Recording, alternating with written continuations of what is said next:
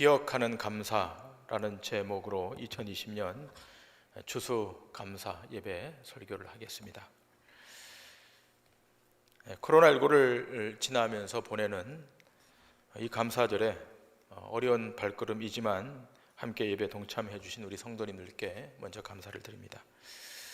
추수감사절, 이 감사절의 배경을 잠깐 말씀드리고 오늘 본문의 말씀으로 들어가겠습니다.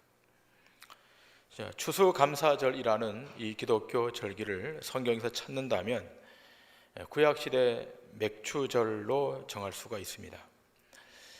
히브리 사람들은 5월 중순에서 6월 중순 그 밀추수가 끝날 무렵 가장 좋은 그 우량품을 결실해서 먼저 하나님께 드리는 그 감사제, 그 감사제가 오늘 지금 우리가 드리고 있는 이 추수감사절의 기원이라고 보면 됩니다. 그러나 그 근대적 유래는 북미 대륙을 개척했던 청교도들로부터 시작됩니다. 그 영국의 청교도들은 신앙의 자유를 찾아 미제 북미 대륙으로 가게 됩니다.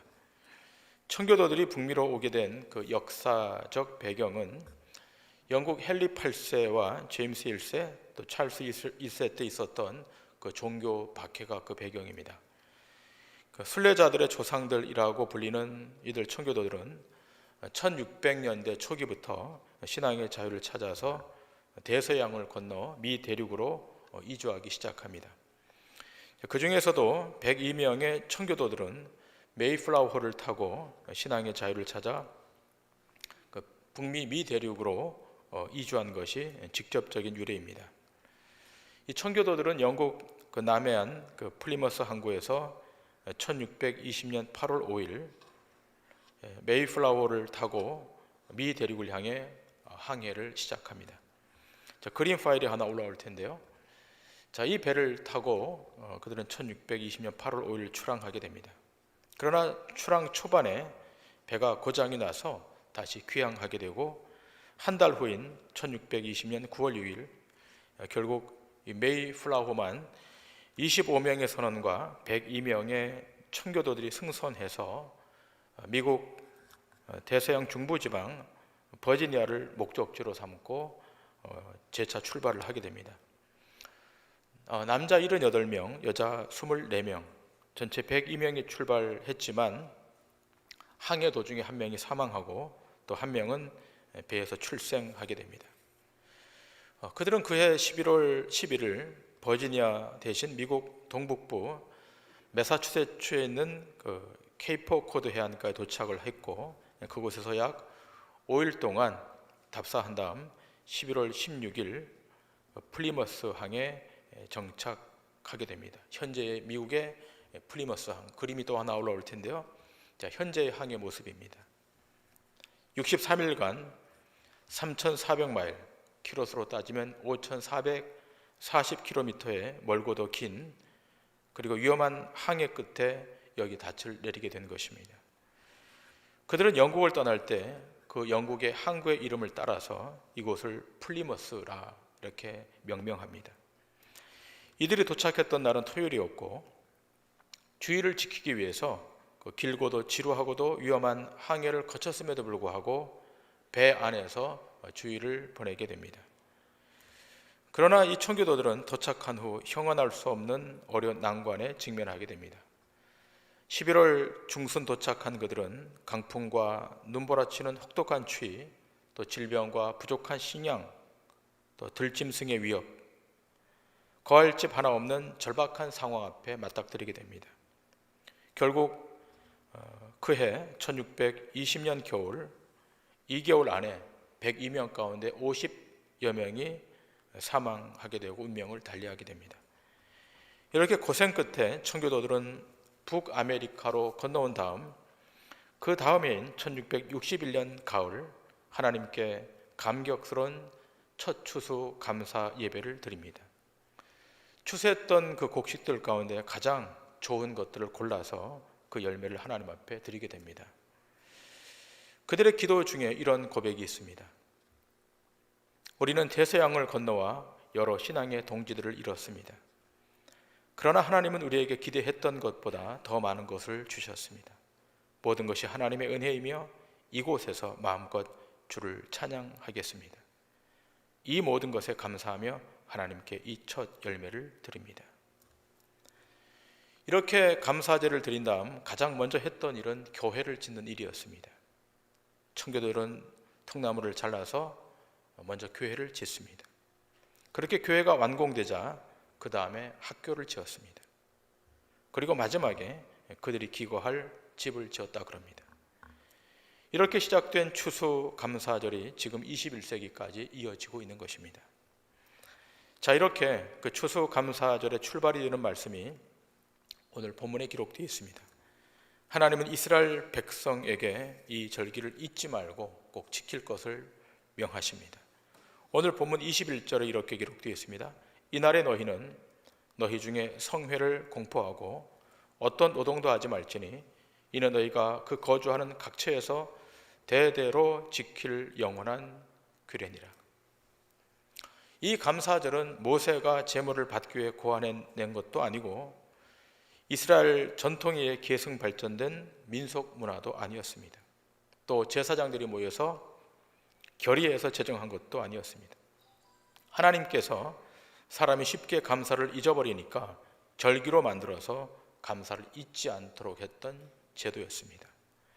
오늘 우리는 이 절기의 정신을 계승하며 어떻게 우리의 남은 신앙을 아름답게 경주할 것인가, 세 가지 교훈으로 살피도록 하겠습니다. 그 첫 번째는 베푸신 은혜를 기억하며 절기를 지키는 것입니다. 여러분, 우리 속담에 은혜는 물에 새기고 원수는 돌에 새긴다는 말이 있습니다. 이 말은 사람은 은혜에 대해서 자주 망각한다는 것을 빗대서 한 말입니다. 그런데 여러분, 은혜를 망각하는 순간 반드시 찾아오는 현상이 있는데 그것은 자신의 삶이 가난해진다는 것입니다. 그렇게 은혜를 망각하면 그것이 망각을 넘어 결핍으로 오게 되고 그 결핍은 무감각으로 다가오게 되는 것입니다. 자, 그렇게 될 때 무엇까지 잊어버리게 되는가 하면 하나님의 존재까지 잊어버리게 됩니다. 초대 교부였던 크리소스톰은 사람에게는 근본적인 죄가 하나 있는데 그것은 감사하지 않는 죄라고 말했습니다. 영국 격언에 지옥이란 감사할 줄 모르는 사람들이 가득 찬 곳이고 천국이란 감사할 줄 아는 사람들로 가득 찬 곳이라고 했습니다. 그래서 하나님은 감사절을 만들어 놓고 의식적으로 그 은혜를 잊지 않고 감사할 수 있도록 제도를 만드신 것입니다. 그 제도가 어떤 제도인가? 오늘 본문에 네 가지 제도를 만들어서 감사하도록 이렇게 명하셨습니다. 그 첫 번째는 소제입니다. 소제 16절에 이렇게 기록되어 있습니다. 7 안식일 이튿날까지 합하여 50일을 계수하여 새 소제를 여호와께 드리되. 여러분, 이 소제 의식은 절기의 중심이 되는 제사입니다. 곡식을 부숴서 반죽을 합니다. 곡식의 양은 10분의 2 에바입니다. 1 에바가 약 23리터입니다. 따라서 에바 10분의 2는 약 4.6리터에 해당합니다. 자, 여기에 누룩을 넣습니다.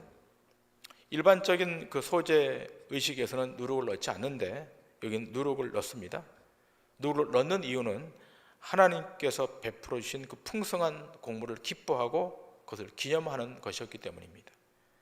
이것으로 2개의 빵을 만듭니다. 평상시 이 안식일의 소제는 12개의 떡을 하나님께 드리게 되어 있습니다. 그런데 에바 10분의 2로 빵을 만드니까 이것이 부풀어서 큰 빵이 된 것입니다. 이것을 요제로 하나님께 드리라 이렇게 말합니다. 요제라고 하는 것은 흔들어서 드리는 제사를 말합니다. 여러 가지 의미가 포함되어 있겠지만 단순하게 우리가 생각한다면 많은 사람들이 볼 수 있도록, 흔들면 사람들이 볼 수 있으니까 많은 사람들이 볼 수 있도록 그 상징으로 하나님 앞에 제사하라는 것입니다. 더불어 하나님의 주권을 전적으로 인정하는 행위가 바로 소제였습니다. 두 번째 제사는 번제였습니다. 오늘 본문 18절에 이렇게 기록되어 있습니다. 너희는 또 이 떡과 함께 1년 된 흠없는 어린 양 7마리와 어린 숫소 1마리와 순양 2마리를 드리되 이것들을 그 소제와 그 전제 제물과 함께 여호와께 드려서 번제로 삼을지니 이는 화제라 여호와께 향기로운 냄새며. 자, 두 번째 제사는 번제입니다. 번제라는 것은 불로 살라서 제사하는 것입니다. 기쁘고 즐거운 날, 감사가 넘치는 날, 여기 본문에 보면 희생해야 될 동물이 등장합니다. 1년 된 흠없는 어린 양 7마리, 어린 숫소 1마리, 순양 2마리, 이것을 불로 태워서 화제로 드립니다. 그러니까 평상시 번제의 7배를 드립니다. 무엇을 말하는가 하면 전적인 헌신을 의미하는 것입니다. 자, 신약 성경으로 오게 되면 예수님께서 우리를 대속하기 위해서 십자가의 단번에 달리신 것을 예표로 우리에게 보여주고 있는 것입니다. 그리스도의 보혈로 말미암아 우리의 모든 죄가 다 거기서 용서가 되는 것입니다. 세 번째 제사는 속죄제입니다. 본문 19절에 이렇게 기록하고 있습니다. 또 순염소 하나로 속죄제를 드리며. 자, 죄를 속하는 이 속죄제는 알지 못하는 중에 부지불식간에 지은 죄를 속하기 위한 제물이었습니다. 자, 이 의식은 신약 시대에 사는 성도는 무엇으로 이 죄의 문제가 해결되는가? 예수 그리스도가 완전한 제물이 되셔서 십자가에 달려 드림으로 그 죄가 대속해진 것을 의미하는 것입니다. 그래서 구약에서는 속죄제, 순염소 1마리로 속죄제를 드렸다는 겁니다. 네 번째 제사가 있습니다. 자, 마지막 제사인데 화목제입니다. 다시 본문 19절을 보면 이렇게 기록되어 있습니다. 1년 된 어린 순양 2마리를 화목 제물로 드릴 것이요. 자, 이번에는 어린 순양 2마리를 화목 제물로 드리라. 자, 화목제라고 하는 것은 하나님과 인간, 인간과 인간 사이에 무너진 관계를 회복시키는 제사를 말합니다. 이것이 신약 시대로 오게 되면 예수 그리스도께서 직접 하나님과 인간 사이의 화목 제물이 되셔서 우리 인간에게 하나님 앞으로 나아가는 길을 열어주시는 것을 의미하는 것입니다.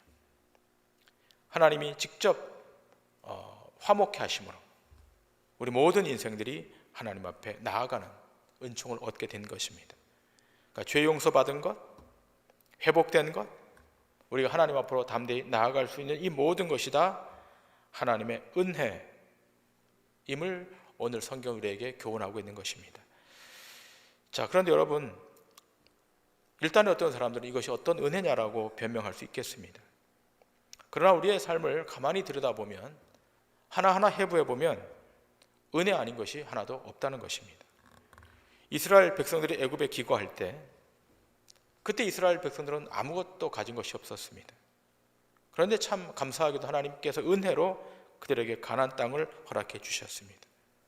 그 땅에 들어가 또 은혜로 엄청난 그 소산을 거두게 되었습니다. 농사 기술이 있어서가 아니라 그들의 어떤 실력이 있어서가 아니라 하나님의 은혜로 소산물을 거두게 된 것입니다. 때문에 여러분, 감사는 조건이 아니라 해석인 것입니다. 지난 과거를 불평으로 해석하면 얼마든지 불평의 결과물이 나올 수 있습니다. 그러나 감사로 해석하면 헤아릴 수 없는 감사의 내용물들이 있다는 것입니다. 하나님께서 우리 인생에 베푸신 그 은혜를 조금만 뒤돌아보면 감사하지 않을 것이 없다는 것입니다. 저 스토리 하나를 좀 소개하려고 합니다. 제가 스토리는 잘 소개하지 않지만 오늘은 특별한 절기니까 이런 스토리가 있습니다. 일본 기업 가운데 내셔널이라고 하는 대기업이 있습니다. 이 창업자는 마쓰시다 고노스케라고 하는 사람입니다. 자수성가한 사업가로 널리 알려져 있습니다. 근데 이분이 어릴 때 그 집안이 완전히 몰락하게 됩니다. 결국 학교를 지나가지 못하고 초등학교 4학년 때 결국 학교를 중퇴하고 자전거포 점원으로 일하며 사회생활을 시작합니다. 온몸을 다 던지면서 살벌한 세상을 배워가면서 결국은 570개 기업 13만 명의 종업원을 거느린 대기업의 총수까지 올라가게 됩니다. 그는 자신의 성공 비결을 묻는 사람들에게 꼭 세 가지를 말했다 그럽니다. 가난, 허약한 몸, 못 배운 것. 그러나 그는 자신의 저서 끝에서 이렇게 기술했습니다. 나는 이 세 가지가 사람들은 악조건이라고들 말했지만 나는 이것들을 감사의 조건으로 받아들였다라고 기술했습니다. 가난 때문에 부지런히 일했고 몸이 약했기 때문에 건강의 소중함을 알아 몸을 아꼈고 못 배웠기 때문에 세상 모든 사람을 스승으로 만들어 배우는데 노력했다는 것입니다. 여러분, 예수 안 믿는 기업가도 이렇게 감사의 조건을 찾고 감사하는데 하물며 구원받은 하나님의 백성, 하나님의 자녀가 감사하지 않을 수 있겠습니까? 하나님께 감사하는 사람들은 어느 때나 무슨 일이나 어떤 상황에 맞닥뜨리든지 감사해야 하는 사람들인 것입니다. 하나님의 섭리를 전적으로 신뢰하고 받아들이는 자들이 신자인 것입니다. 과거의 불행에도 불구하고 현재의 아픔에도 불구하고 그리고 미래의 불확실함에도 불구하고 그 모든 것을 다 감사로 해석하는 것입니다. 덤으로 우리 인생을 살아간다고 여기는 것입니다. 베드로가 그랬고 바울이 그랬습니다. 감옥에 가도 매를 맞아도 병이 들어도 감사했습니다. 하박국 선자의 감사가 그렇지 않습니까? 먹을 것이 없습니다. 곧 전쟁이 일어납니다. 포도나무에 열매가 없고 감람나무에 소출이 없습니다. 외양간에 송아지가 없습니다. 그럼에도 불구하고 감사하겠다는 것입니다. 왜 그렇습니까? 모든 것을 다 잃어버린다 할지라도 하나님이 내 곁에 함께하고 계시기 때문에 나는 하나님 한 분으로 감사할 수 있다는 것입니다. 하나님은 오늘 이 아침 예배하는 우리에게 말씀하십니다. 범사에 감사하라. 이것이 그리스도 예수 안에서 너희를 향하신 하나님의 뜻이니라. 이 추수감사절을 맞이해서 하나님의 은혜를 잊지 말고 그 감사를 고백하실 수 있는 믿음의 성도들 되시기를 주님 이름으로 축원합니다. 두 번째는 신앙 공동체 안에 감사가 있게 하라는 것입니다. 여기 신앙 공동체라고 하는 것은 교회와 가정을 말합니다. 자, 21절을 보면 이 감사를 어떻게 하라고 말하는가 하면 감사절을 이렇게 지키라고 말합니다. 이날에 너희는 너희 중에 성회를 공포하고 라고 말합니다. 이날에 너희는 너희 중에 성회를 공포하고. 자, 성회를 공포하라라고 하는 것은 지금으로 말하면 신자들의 공동체, 교회를 말하는 것입니다. 그러니까 이 교회 공동체에 감사의 고백, 감사의 메시지가 있게 하라는 것입니다. 혼자만 감사할 것이 아니라 공동체원 전체가 감사할 수 있도록 하라는 것입니다. 그럼 무엇을 시사하는 것입니까?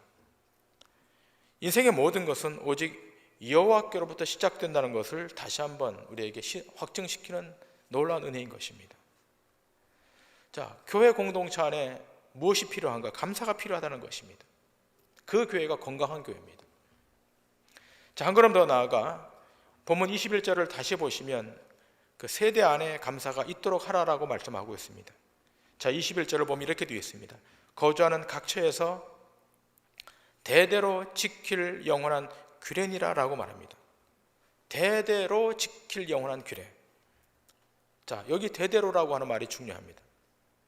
지금 너희가 감사하고 기뻐하는 것은 1세대, 한 세대에서 끝나는 것이 아니라 그걸 대대로 전수하라는 것입니다. 그래서 하나님께서는 이것을 전수시키기 위해서 감사의 절기로 만드신 것입니다.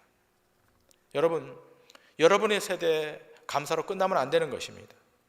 이 감사는 전수되고 다음 세대로 계승되어야 되는 것입니다. 여러분, 오늘 이 아침 예배 오신 여러분들이 공통적으로 갖고 있는 소원이 있을 것입니다. 동일한 소원인데 그것은 뭔가 하면 여러분의 자녀들이 잘 되길 소원하는 마음입니다. 자, 그렇다면 여러분, 자녀들에게 감사의 메시지, 감사의 고백을 하게 하는 것입니다. 저는 지금 말하는 이 통계를 믿고 싶지 않지만 사실이기 때문에 좀 말씀을 드리겠습니다. 누가 뭐래도 세계에서 가장 뛰어난 민족은 유대인이라고 합니다. 근데 유대인의 인구는 전 세계 인구의 약 0.2%, 약 1,500만 명 정도인데 노벨 수상자의 30%가 유대인이라고 합니다. 또 미국의 유대인은 전체 인구의 2%, 560만 명에 불과한데 미국 400대 재벌 중에 23%가 유대인이고 맨하탄 빌딩 주인의 40%, 미국 대학 교수의 25%, 뉴욕 중고등학교 교사 중에 50%, 뉴욕 의사의 과반, 미국 법조계 70만 변호사들 가운데 14만 명이 유대인이라고 합니다. 미국 대학 교수 중에 25%, 프린스턴 대학의 총장, 아이비리그 교수의 약 40%, 하버드 UCLA 의대 법대 교수의 50%, 상위 15개 대학의 21%의 학생이 유대인이라고 합니다. 믿고 싶지 않지만 통계로 나와 있습니다. 마이클 샤피로가 지은 세계 역사 속에 영향을 미친 유대인 백인에 의하면 이들뿐만 아니라 세계적 지휘자인 번스타인, 국제외교가 키신저, 영화감독 스필버그, 스트랩토마이신의 발명가 젤만 왁스만, 페니실린 발명가 어네스트 비체인, 뉴욕타임즈 발행자인 설즈버거 주니어, 억만장자인 소로스, 다 유대인들이라는 겁니다. 그런데 2000여 년 동안 가전학대와 고통을 당했던 이 유대인들이 어떻게 해서 세계적으로 이렇게 걸출한 인물들을 배출했는가? 여기에 대해서 스탠퍼드 대학의 심리학자인 젠센이라고 하는 심리학자가 유대 민족의 지적 능력이 다른 민족에 비해 우수한 것이 아니라고 말했습니다. 흑인만 약간의 지능이 좀 떨어지고 그 외 민족들은 거의 대동소이하다는 겁니다. 그렇다면 무엇이 이들을 이렇게 탁월하게 만들었는가? 한마디로 이렇게 말했습니다. 유대인의 신앙, 그 신앙의 근간이 되는 감사의 고백과 메시지가 성공의 비결이라고 기술했습니다. 그래서 그들은 무엇으로 이 신앙을 계승했는가 하면 절기 문화로 계승했다는 겁니다. 그들의 삶을 가능하게 한 하나님에 대한 감사, 그것을 절기로 만들어서 자자손손 계승했다는 겁니다. 저는 대단히 의미심장한 내용이라고 생각합니다. 오늘 우리 동도중앙교회 공동체 안에, 그리고 여러분의 가정과 여러분의 세대 안에 이 감사의 고백과 메시지와 이 감사의 절기가 끊어지지 않고 계속되는 축복이 있어야 될 줄 믿습니다. 감사의 고백, 감사의 메시지, 감사의 절기가 우리 공동체 안에, 또 가정 공동체 안에 있어야 된다는 것입니다. 세 번째로, 과거에 자신이 누구였는지를 기억하고 감사하는 것입니다.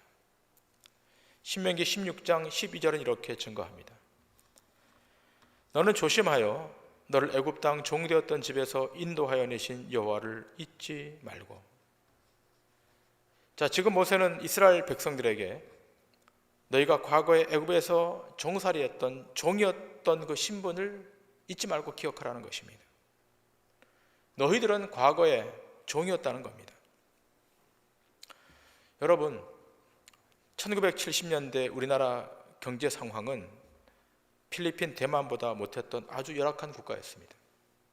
미국의 원조, 유럽 강대국들의 원조가 아니면 존속 자체가 힘들었던 그런 나라였습니다. 자, 그런데 3세대가 지난 지금 대한민국의 GDP 세계 순위가 10위입니다. 앞으로 한 2년 정도가 지나면 캐나다, 이탈리아를 추월해서 세계 8위까지 도약한다 그럽니다. 독일의 경제사회학자 할라트 슈만이 15년 전 지구촌이 세계화될 때 가장 많은 혜택을 받을 나라가 한국이라 그랬고, 대한민국은 아시아 국가 중에 중국, 일본 다음으로 가장 강력한 경제적 파워를 행사할 나라가 될 것임을 예견했는데 지금 그렇게 되고 있습니다. 불과 30년, 40년 전에 어땠습니까? 최빈곤 국가였고 가장 낙후된 국가였습니다. 제가 며칠 전 이코노미 타임즈에 실린 뉴스를 보니까 동남아시아 미얀마에서는 전체 인구의 5%에 해당하는 중국인들이 미얀마 경제를 완전히 장악했다 그랬습니다. 또 베트남에서는 인구 3%에 불과한 중국인 소수 집단이 호치민 시장 경제활동 50% 이상을 주도하고 있다, 이렇게 보도하고 있습니다. 뿐만 아니라 전체 인구의 2%에 불과한 중국인들이 인도네시아 민간 경제의 70%를 장악하고 있다고 합니다. 자, 그런데 문제는 뭔가 하면 이들 국가는 자본의 종속으로 앞으로 수십 년간 경제적 주권 주체로서 경제활동을 하기 어렵다, 이런 보도를 하고 있습니다. 자, 그러나 대한민국은 어떻습니까? IMF를 잘 지나면서 주권 경제 국가로서의 체제를 잘 유지하고 있습니다. 과거와 지금 얼마나 많이 달라졌습니까? 자, 그렇다면 이렇게 달라진 것이 무엇 때문일까요? 정치 구조가 잘 개선되어서 그렇습니까? 경제 패러다임을 잘 세워서 그런 것입니까? 아닙니다. 하나님께서 대한민국에 여전히 은혜를 주고 계시기 때문에 그런 겁니다. 여전히 하나님의 은총의 손길이 이 대한민국에 머물러 있기 때문인 겁니다. 그 은총의 손길이 우리 세대를 지나 다음 세대, 그 다음 세대에 이르도록 이 놀라운 은혜를 베풀어 주시는 하나님께 감사하고 또 감사해야 될 것입니다. 과거에 베푸신 은혜, 이 은혜가 여전히 지속되고 있다면 우리가 과거에 어떤 존재인가를 기억하며 감사할 수 있어야 되는 것입니다. 시편 기자는 시편 78편 이렇게 그 후대들에게 강력히 권고하고 있습니다. 이는 우리가 들어서 아는 바요, 우리의 조상들이 우리에게 전한 바라. 우리가 이를 그들의 자손에게 숨기지 아니하고 여호와의 영예와 그의 능력과 그가 행하신 기이한 사적을 후대에 전하리로다. 여호와께서 증거를 야곱에게 세우시며 법도를 이스라엘에게 정하시고 우리 조상들에게 명령하사 그들의 자손에게 알리라 하셨으니 이는 그들로 후대 곧 태어날 자손에게 이를 알게 하고 그들은 일어나 그들의 자손에게 일러서 그들로 그들의 소망을 하나님께 두며 하나님께서 행하신 일을 잊지 아니하고 오직 그의 계명을 지켜서 그들의 조상들 곧 완고하고 패역하여 그들의 마음이 정직하지 못하며 그 심령이 하나님께 충성하지 아니하는 세대와 같이 되지 아니하게 하려 하심이로다. 자, 지금 시편 기자가 이 메시지를 후대에게 전달하는 목적이 뭐라고 말합니까? 8절에 이렇게 기록되어 있지 않습니까? 조상들 곧 완고하고 패역하여 그들의 마음이 정직하지 못하며 그 심령이 하나님께 충성하지 아니하는 세대와 같이 되지 않게 하려고 이 메시지를 전달한다는 거예요. 과거에 우리 조상들의 오류와 실수를 반복하지 않도록 하기 위해서, 그러한 실패한 세대와 같이 되지 않도록 하기 위해서 이 메시지를 선포한다는 겁니다. 이 중요한 메시지입니다. 과거에 우리가 어떤 존재인가를 명확히 인지하고 오늘을 살라는 것입니다. 자, 이것이 이스라엘 백성에게 던졌던 메시지라면, 자, 오늘 이 아침 예배하는 우리들에게도 동일한 이 메시지는 적용될 것입니다. 여러분과 제가 과거에 어떠한 자들이었습니까? 어떠한 상태에 직면해 있던 자들이었습니까? 에베소서는 이렇게 말하고 있지 않습니까? 에베소 2장 3절 이하입니다. 전에는 우리도 다 그 가운데서 우리 육체의 욕심을 따라 지내며 육체와 마음에 원하는 것을 하여 다른 이들과 같이 본질상 진노의 자녀였더니 긍휼이 풍성하신 하나님이 우리를 사랑하신 그 큰 사랑을 인하여 허물로 죽은 우리를 그리스도와 함께 살리셨고 너희는 은혜로 구원을 받은 것이라. 우리가 전에 어떤 존재였습니까? 본질상 진노의 자녀였던 겁니다. 다 징계받고 다 심판받을, 그래서 다 사망의 자리에 갈 수밖에 없던 그런 자들이었는데 긍휼이 풍성하신 하나님이 우리를 사랑하신 그 큰 사랑을 인하여 허물로 죽은 우리를 그리스도와 함께 살리셨고 은혜로 우리를 구원해 주셨다는 것입니다. 도저히 살아날 가능성이란 1%도 없던 자들이었는데 살아났습니다. 하나님의 은혜로 살아난 것입니다. 지금 죽어도 영원한 나라로 들어갈 자들로 여기 있게 된 것 얼마나 큰 은혜입니까? 얼마나 큰 감사의 조건입니까?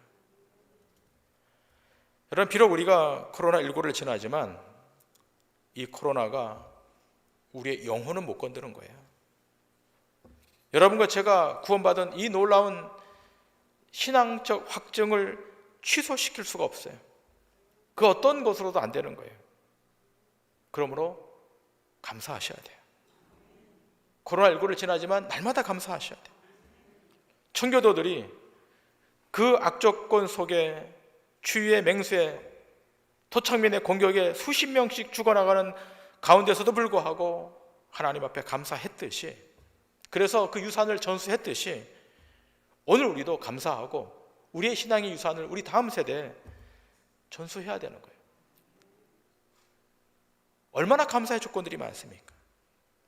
바라기는 여러분의 입술이 지금부터 주님 오실 때까지 감사 입술로 바뀌시고, 여러분의 언어가 감사의 찬송의 말로 바뀌셔서 여러분을 통해서 이 땅에 수많은 영혼들이 회복되고 고쳐지고 다시 복원되는 그런 놀라운 은혜의 역사가 있기를 주님의 이름으로 간절히 축원합니다. 기도하시겠습니다.